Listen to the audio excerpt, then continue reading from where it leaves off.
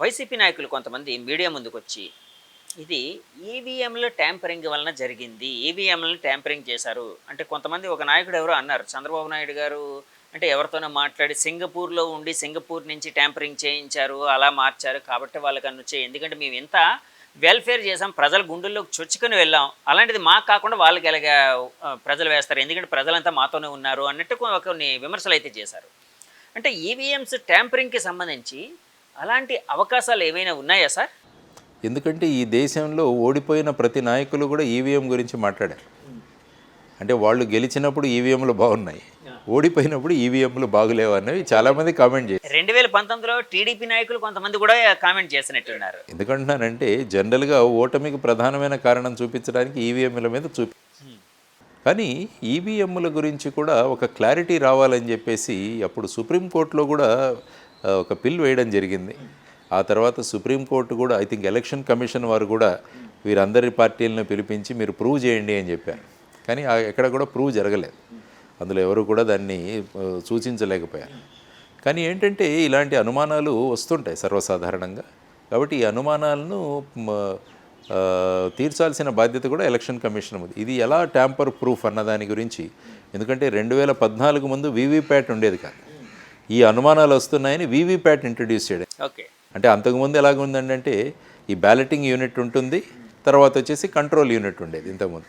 కాబట్టి నేను నొక్కిన తర్వాత అక్కడికి పడిందని నేను అనుకుంటాను, కానీ ఈ నొక్కింది అక్కడికి ట్రాన్స్మిట్ అయిందా లేదా నాకు తెలియదు. అందుకని వీవీప్యాట్ అన్నదాన్ని ఒకదాన్ని ఇంట్రడ్యూస్ చేసి ఆ స్లిప్ అనేది రావడం. కానీ మీకు ఒక 7 సెకండ్లు ఒక స్లిప్ కనపడుతుంది, ఆ తర్వాత అది డ్రాప్ అయిపోయింది. తర్వాత ఏంటంటే ప్రతి అసెంబ్లీ నియోజకవర్గంలో కూడా ఒక 5 వీవీప్యాట్లని 5 ఈవీఎంలని ర్యాండమ్గా సెలెక్ట్ చేసి కౌంట్ చేయాలి. అంటే ఈ రెండు టాలీ అవ్వాలి. సో ఈ విధమైన జాగ్రత్త కూడా తీసుకోవడం జరిగింది. అయినా కూడా ఇంకా రకరకాల అనుమానాలు ఉన్నాయి. సోర్స్ కోడ్ ఏదైనా వేరేగా రాయొచ్చు కదా అని కూడా కొంతమంది మాట్లాడారు. అందువల్ల ఏంటంటే ఎలక్షన్ కమిషన్ కానీ, భారత్ ఎలక్ట్రానిక్స్ కానీ, ఈసీఐఎల్ కానీ ఈ కోడ్ అన్నదాన్ని డిక్లేర్ చేయవచ్చు. ఇది మా కోడ్, ఈ కోడ్ మేము ఫాలో అవుతున్నాం. ఇప్పుడు మీరు కూడా చూడండి, వాట్సాప్ కానీ, సిగ్నల్ కానీ వీటిలన్నింటిలో ఏం చేస్తారంటే వాళ్ళ కోడు, ముఖ్యంగా సిగ్నల్ అన్న ఇది తీసుకుంటే అందులో అది ఓపెన్ కోడ్, ఓపెన్ సోర్స్. అంటే మేము ఏం కోడ్ ఫాలో అవుతున్నామని ప్రజలందరికీ తెలుపుతారు. సో అందులో ఏ విధంగా సెక్యూరిటీ ఉందని వాళ్ళు చూసుకోవచ్చు. కాబట్టి అటువంటి కోడ్ కూడా వీళ్ళు డిక్లేర్ చేయొచ్చు. ఎందుకంటే ఎక్స్పర్ట్స్ చాలామంది ఉంటారు, ఈ ప్రోగ్రామింగ్ ఎక్స్పర్ట్స్, వీళ్ళందరూ కూడా ఈ అనుమానాలు ఏవైతే ఉన్నాయో ఆ అనుమానాలను తీర్చాల్సిన బాధ్యత ఎలక్షన్ కమిషన్. కాబట్టి నా ఉద్దేశంలో జనరల్గా ఈవీఎంస్ అన్నవి ట్యాంపర్ చేయడానికి సాధ్యం కాదు. కానీ ఈ అనుమానాలు ఏవైతే రేకెత్తుతున్నాయో వాటి గురించి కంప్లీట్గా ఒక 100% ఈ విధంగా సోర్స్ కోడ్ కనుక డిక్లేర్ చేయగలిగితే ఇక ఈ అనుమానాలకు తావు ఉండదని నేను అనుకుంటున్నాను. సార్, సోర్స్ కోడ్ ఒకవేళ డిక్లేర్ చేశారనుకోండి, అది నెక్స్ట్ ఎలక్షన్కో లేకపోతే ఇంకో విధంగానో మిస్లీడ్ అయ్యే అవకాశం, లేకపోతే ఏదైనా చీటింగ్ చేసే ఆస్కారం. అంటే నేను అంటున్నాను ప్రతి ఎలక్షన్ ముందు ఈ సోర్స్ కోడ్ డిక్లేర్ చేయాలంటున్నాను. ప్రతి ఎలక్షన్ ముందంటారా, ఎలక్షన్ జరిగిన తర్వాత అంటారా? ముందే. ఎందుకంటే సోర్స్ కోడ్ నా చిప్ ఏదైతే ఉంటుందో ఆ చిప్ నాకు కంట్రోలింగ్ యూనిట్లో ఉంటుంది. సో ఆ చిప్ ఏ విధంగా సిగ్నల్ తీసుకుంటున్నది అనేది సోర్స్ కోడ్ తెలిసిపోతే ఏమవుతుంటే అందులో ట్యాంపరింగ్ చేయొచ్చా అన్న అనుమానాలు ఏవైతుంటే వీగిపోతాయి. ఎవరైనా చేసే అవకాశం ఉండొచ్చు కదండి, సైబర్ నేరగాళ్ళు ఇలాంటి వాళ్ళు. అది ఎప్పుడవుతుందంటే సైబర్ నేరగాళ్ళు ఎప్పుడవుతారంటే, ఇప్పుడు చూడండి, మీరు చిన్న నోకియా 1000 రూపాయల ఫోన్ కొనుక్కోండి, అది ఎవడో హ్యాక్ చేయలేడు. ఎందుకంటే అది ఇంటర్నెట్ కనెక్టెడ్ కాదు. ఎప్పుడైతే మీ ఫోన్ ఇంటర్నెట్ ఉంటుందో, మీ స్మార్ట్ ఫోన్లు, ఇప్పుడు ఆండ్రాయిడ్ కావచ్చు, లేకుంటే ఐఓఎస్ అంటే యాపిల్ ఫోన్ కావచ్చు, ఎప్పుడైతే దీంట్లో మీరు ఇంటర్నెట్ తెచ్చారో అప్పుడు దాని నుంచి లోపలికి ప్రవేశించడానికి అవకాశం ఇస్తున్నారు. కానీ ఈ ఎలక్ట్రానిక్ ఈవీఎం అన్నది అది దీనికి కనెక్టెడ్ ఉండదు. మీకు కనెక్టెడ్ కాదండి, కనెక్టెడ్ కాదు. It's a stand alone machine. Me Nokia 1000 rupees లాగా అందులో ఓన్లీ ఉన్నదొకటి ఈ చిప్. ఎప్పుడైతే మనం బ్యాలెటింగ్ యూనిట్ మీద నొక్కుతామో మనం తీసుకున్న దాన్ని వీవీప్యాట్కు ట్రాన్స్ఫర్ చేసి అక్కడి నుంచి కంట్రోల్ యూనిట్కి వెళ్ళేలాగా ఈ చిప్ చేస్తుంది. సో ఈ చిప్ కోడ్ అన్నది ఇంపార్టెంట్. కాబట్టి ఆ చిప్ కోడ్ నెక్స్ట్ ఎలక్షన్ నుంచి డిక్లేర్ చేయొచ్చు. ఈ సాఫ్ట్వేర్ ఎక్స్పర్ట్స్ కానీ, ప్రోగ్రామింగ్ ఎక్స్పర్ట్స్ కానీ ఆ చిప్ కోడ్ని వెరిఫై చేయొచ్చు ఎక్కడైనా ట్యాంపరింగ్ జరుగుతుందా. ఎందుకంటే ఎన్నికలు ఎప్పుడు కూడా వితౌట్ ఎనీ డౌట్ జరగాలి అన్నది మనం అనుకుంటాం. కాబట్టి నా ఉద్దేశం ఈవీఎంస్ అన్నవి ట్యాంపర్ చేయలేరు అన్నది నా ఉద్దేశం. సార్, ఈవీఎంలు మన దేశంలో మాత్రమే అంటే ఎలక్షన్స్లో ఉపయోగిస్తున్నారా? ప్రపంచ దేశాల్లో ఎక్కువ మంది లేదు. ప్రపంచ దేశాల్లో చాలా దేశాల్లో, మెజారిటీ దేశాల్లో ఉపయోగించట్లేదు. ఎందుకంటే ముఖ్యంగా జనాభా ఒకటి తీసుకోండి. మన దగ్గర ఉన్న జనాభా ఇప్పుడు 145 కోట్ల మంది ఉన్నాం, అందులో సుమారుగా 92 కోట్ల ఓటర్లు. సో ఇంతకుముందు బ్యాలెట్ సిస్టమ్ పెట్టేవాడు, దానికి 2-3 రోజులు ఆ కౌంటింగు ఇవన్నీ కూడా అయ్యేది. కాబట్టి ఇప్పుడు ఈ కొత్త విధానాన్ని తీసుకొచ్చాం త్వరగా ముగించడానికి అన్న ఉద్దేశంతో తీసుకొచ్చాం. ఇప్పటికీ చాలామంది డిమాండ్ ఉంది, మళ్ళీ బ్యాలెట్ పేపర్కే వెళ్ళిపోదాం మనము. బ్యాలెట్ పేపర్లో కూడా ఇప్పటిలాగా 30-35 మంది నిలబడుతుంటే వాటిలన్నిటి కూడా పెద్ద బ్యాలెట్ షీట్ న్యూస్ పేపర్ సైజులో అవుతుంది. వాటిలన్నింటినీ ఫోల్డ్ చేయడం, మళ్ళీ వేయడము, ఇవన్నీ కూడా చాలా పెద్ద కౌంటింగ్ ముందు వాటిని తీయాలి, చూడాలి, బండల్స్ చేయాలి, మిక్స్ చేయాలి. ఇవన్నీ కూడా ఎన్ని రోజులు పట్టేది మేము కొన్ని ఎన్నికలకు చూసాం. అందులో 3 రోజులు 4 రోజులు కౌంటింగ్ జరుగుతూనే ఉండేది. ఇప్పుడు ఏమైంది, ఎలక్షన్స్ మొదలవుతే సాయంత్రానికి మధ్యాహ్నానికి అంతా కూడా తెలిసిపోతున్నాయి రిజల్ట్స్.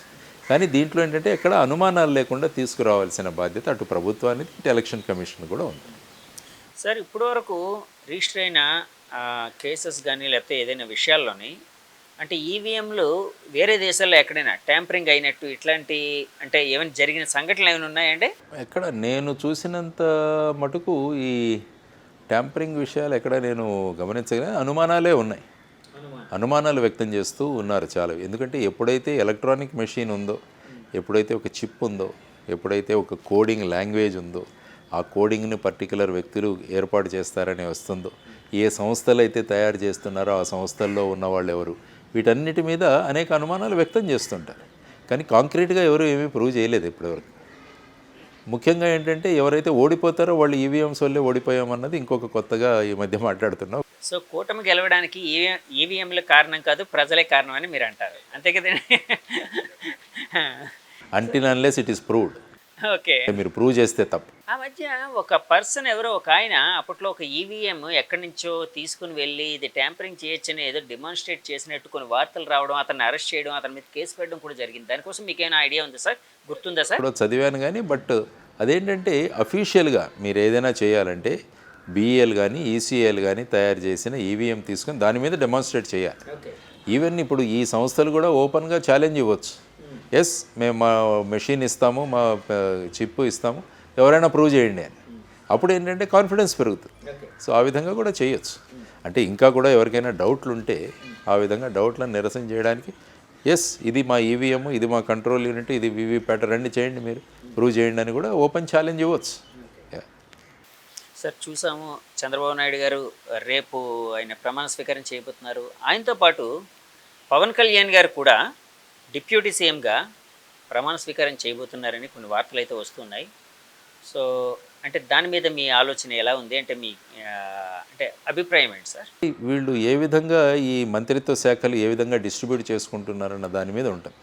యాక్చువల్గా డిప్యూటీ సీఎం అన్నది కొన్ని చోట్ల ఉంటుంది, చాలా రాష్ట్రాల్లో లేదు. రాజ్యాంగబద్ధంగా లేదని అంటారు, నిజమేనా సార్? రాజ్యాంగబద్ధంగా ఉన్నది ముఖ్యమంత్రి, మంత్రులు. ఓకే. సో ఇప్పుడు చూసుకున్నా గత ప్రభుత్వం 5 డిప్యూటీ సీఎంలు. అవునండి, 5. తర్వాత మనం కేంద్రంలో చూసినా కూడా డిప్యూటీ ప్రైమ్ మినిస్టర్ కూడా ఉండేవారు. ఎల్కే అద్వానీ గారు కావచ్చు, వీళ్ళందరూ కూడా అప్పుడు ఉన్నారు. కాబట్టి ఈ విధమైన పోస్ట్. సో అందులో ఏంటంటే మంత్రికి ఉన్న తర్వాత ఏంటంటే డిప్యూటీ సీఎం, దానితో పాటు కొన్ని మంత్రిత్వ శాఖలు కూడా ఉంటాయి. ఓకే. అంటే వారికి ఏ మంత్రిత్వ శాఖలు కేటాయిస్తారు, అసలు ఫైనల్గా వీరిద్దరి మధ్య ఏం చర్చ జరిగింది, తర్వాత ఏ విధంగా మంత్రిత్వ శాఖలు ఎవరికి ఎన్ని డివైడ్ చేసుకోబోతున్నారు, ఇవన్నీ కూడా రేపు ప్రమాణ స్వీకారం తర్వాత వారు అనౌన్స్ చేస్తారు.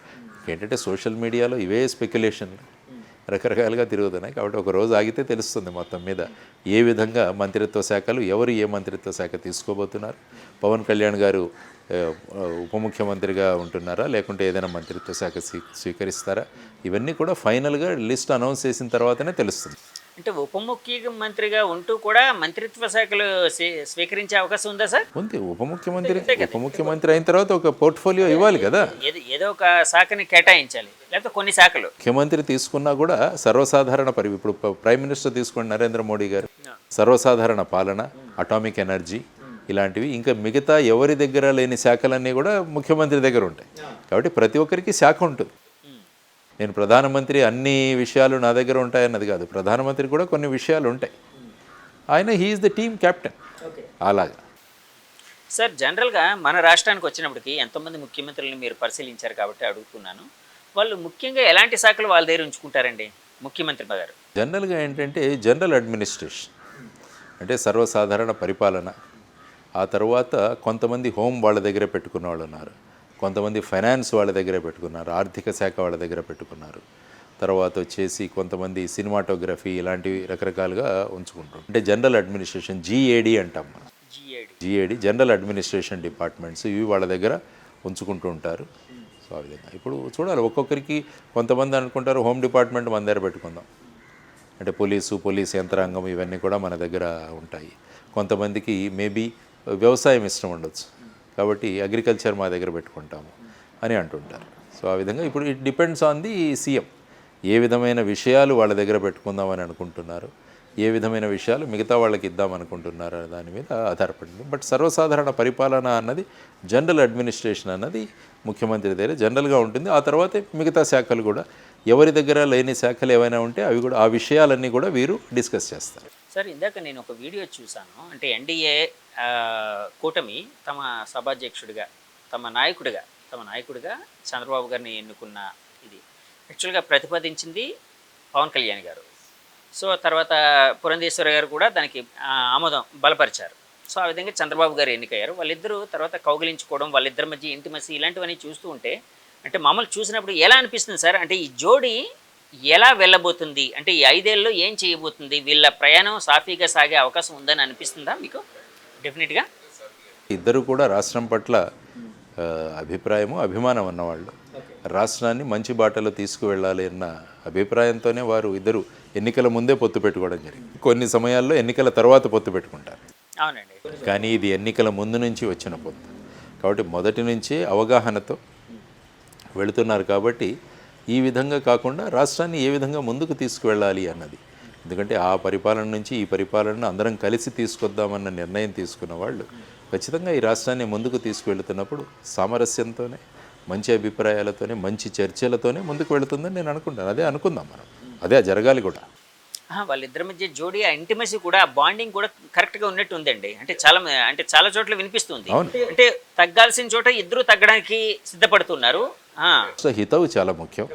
తర్వాత కేంద్రంలో కూడా ఒక మంచి అవకాశం ఉంది మనకి, మనం అక్కడి నుంచి మనకు సంబంధించిన అనేక విషయాలను తెచ్చుకోవడానికి ఇది కూడా మంచి అదను. తర్వాత ఇంతకు ముందుగానే పవన్ కళ్యాణ్ గారికి అక్కడ మోడీ గారితో కానీ అమిత్ షా గారితో కానీ ఉన్న సాన్నిహిత్యం ఇవన్నీ కూడా రాష్ట్ర హితవుకు ఉపయోగపడతాయి. కాబట్టి ఈ విధంగా వాళ్ళ బాడీ లాంగ్వేజ్ కానీ మీరు అన్నట్టు వాళ్ళ ఆలోచనలు, ఇద్దరు ఏదైనా విషయంలో కావాలంటే తగ్గే విధానం, ఇవన్నీ కూడా మనకు స్పష్టంగా కనిపిస్తున్నాయి. ఇదే రాష్ట్రానికి కావాల్సింది. సార్ ఇప్పుడు మోదీ గారు అమిత్ షా గారి విషయంకి వచ్చినప్పటికీ యాక్చువల్గా పవన్ కళ్యాణ్ గారికి ఎక్కువ ఇంటిమసీ వాళ్ళతో ఉందా, అంటే ఎక్కువ ఫ్రెండ్షిప్ వాళ్ళతో ఉందా, లేకపోతే చంద్రబాబు గారికి ఎక్కువ ఇంటిమసీ ఫ్రెండ్షిప్ ఉంది అంటే ఏమని భావించవచ్చు? ఎందుకంటే ఏంటంటే 2019 ఎన్నికలు అయిన తర్వాత పవన్ కళ్యాణ్ గారు అప్పటి నుంచి భారతీయ జనతా పార్టీతో సఖ్యతగా ఉన్నారు. అప్పటి నుంచి కూడా మీరు చూసుకుంటే ఈవెన్ తెలంగాణ ఎన్నికల్లో కూడా మీరు చూస్తే జనసేన పార్టీ అక్కడ బీజేపీకి ప్రచారం కూడా చేసింది, అక్కడ జరిగింది. సో ఆ విధంగా ఆ విధమైన ఇంటిమసీ ఉంది. కానీ రాజకీయాల్లో ఏమవుతుందంటే ఈ వీళ్ళందరూ కూడా ఎన్నికల ముందే కలిశారు, అదొక మంచి విషయం. కాబట్టి ఎన్నికల ముందు కూడా కలిసేటప్పుడు కూడా కొన్ని విషయాలు ఆలోచించుంటారు. ఎన్నికల తర్వాత మనం ఎన్నికవుతే ఏ విధంగా